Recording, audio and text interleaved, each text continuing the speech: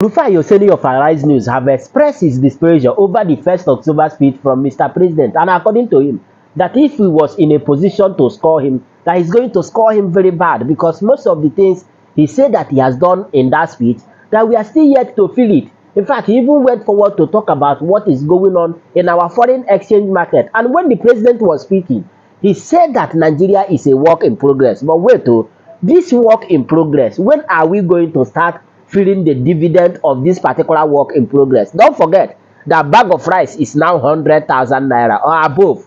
Cost of living on the high side, fuel price on the high side. But nevertheless, let me allow you to listen to Rufai and Dr. Abati of Arise News to hear their own opinion. But as you are listening, make sure you are clicking on that share button and also subscribe to my channel if you are enjoying my kind of content. For more updates, let's go there. All right, the President of the Federal Republic of Nigeria, President Bola Ahmed Tinubu, a short version of the speech delivered this morning at 7 a.m. local time to Nigerians on the 64th Independence Day anniversary. Well, Rufai, he touched on a number of things. I don't know, yesterday we had anticipated what his speech would look like or would sound like. I don't know if this is hopeful for Nigerians or if the details of the speech satisfies a number of concerns expressed by Nigerians in the last few days. Your take on the speech? At first, congratulations to the hard-suffering Nigerians. Congratulations, because for you to survive in the Nigeria of today, you are the true heroes. So I doff my heart for you. All Nigerians out there, my round of applause for you this morning. Coming to the speech, below par, I will give it. If I'm to score it, I will score it very bad. What did I expect? I expect a lot more. I expect more measures to cushion the effects. A lot of the things that were said are things that when we look at them, you say you have done them, but we have not seen the effect of the economy.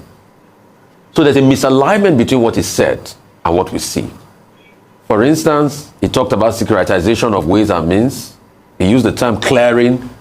He used the term the 7 billion encumbrances cleared. But we all remember that the CBN had to set up some auditors to verify the ones that they were going to clear, and some people said they didn't get theirs as regards those forex encumbrances.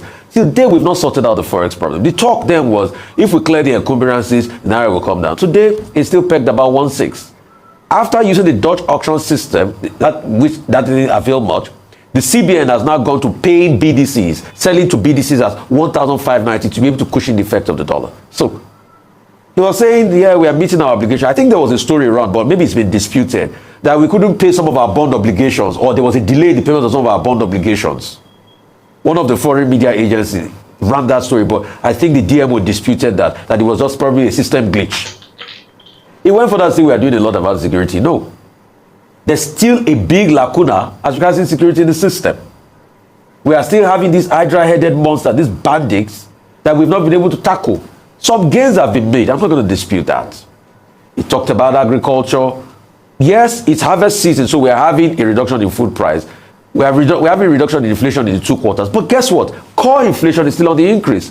Okay, today we will know what Dangote has finally resolved with the NNPC. Okay, maybe they're going to start selling to them in the dollar, so we can know the exact price. Then the one that take me back a little bit. You want to set up a national confab for 30 days. What for? It's not just going to be a waste of our resource we don't have. You are hearing the youth speak every day in protest. I'm not going to blame your government for it, but the largest confab of youth in recent time in Nigeria, which was NSAS protest, guess what happened? You people shut them down. It's not your government. I'm going to blame your government for that. That's Buhari's government. The youth protested the other time. You people charge them for treason. That's the largest confab of youth speaking. You don't need a confab and put them under a condition. We start to hear that they shared money here and there and all of that. And to top it up, like it's not enough, you now decided to use this ceremony to give your friends awards, national honors. I think we need to rejig our national honor system in this country. You are giving the Senate president what have they prevailed over? You are giving other, what have they prevailed over?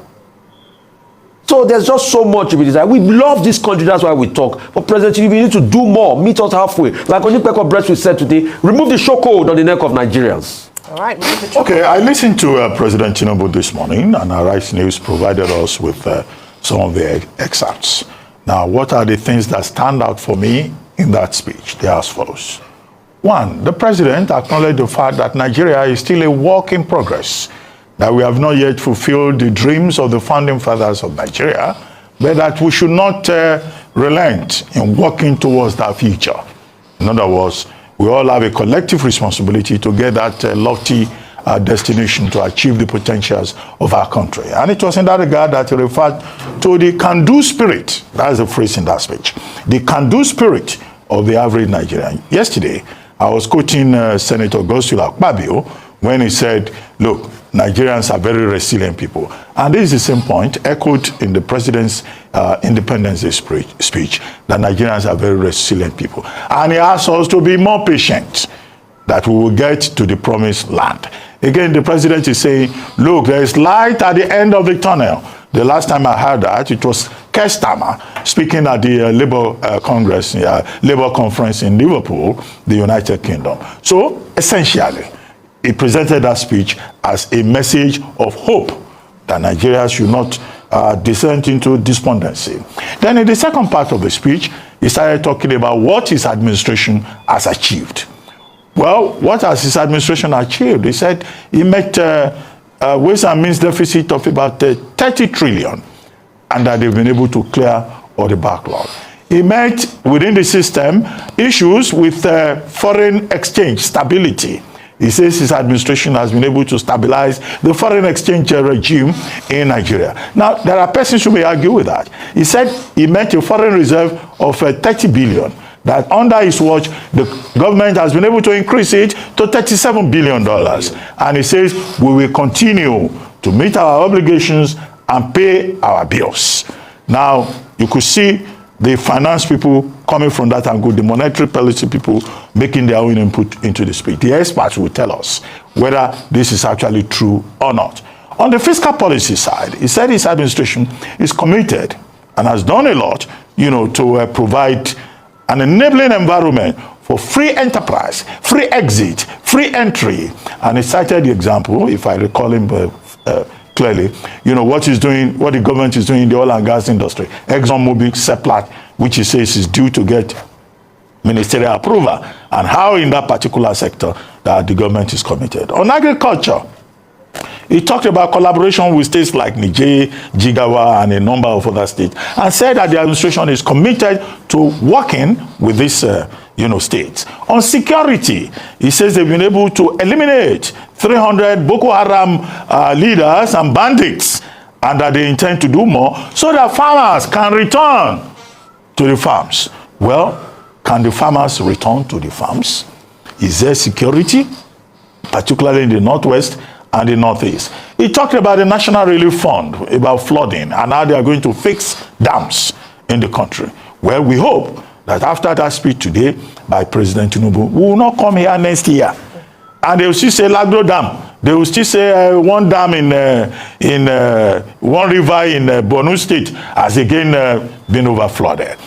So on the other fronts, he talked about also national honors. I thought that was an irrelevant part of that speech. Whoever wrote that speech should not have included that part. Other than mentioning, we will do national honors, please. At the time when Nigerians are very angry, you are telling them you will give some people national honors. You will, of course, we know. But why announce it on October 1? Then, of course, policy as the next stage in that speech. In terms of policy, he talked about the plan to have economic stabilization bills sent to the National Assembly. He talked about National Youth Confab for 30 days, where we are hoping that National Youth Confab is not just an opportunity to talk. Because what is the effect? What will be the outcome? Are the national youths, are they going to make proposals for constitutional amendment? It's on the surface of it an opportunity to just make, people, create a talk shop.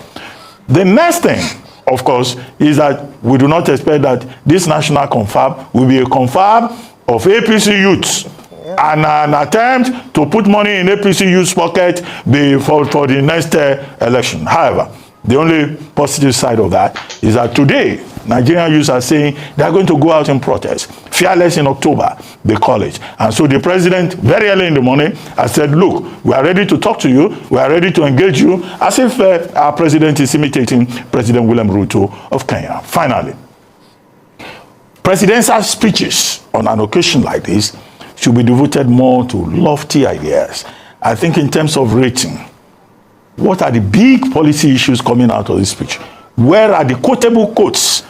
I read that speech, the reading was a bit flat.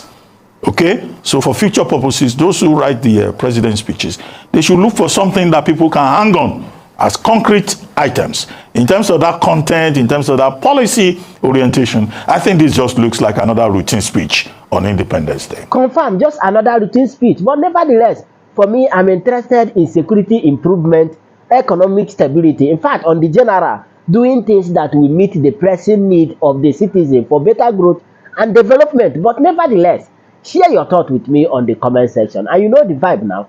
Click on that subscribe button, follow, and share for more updates. Because like this, we move.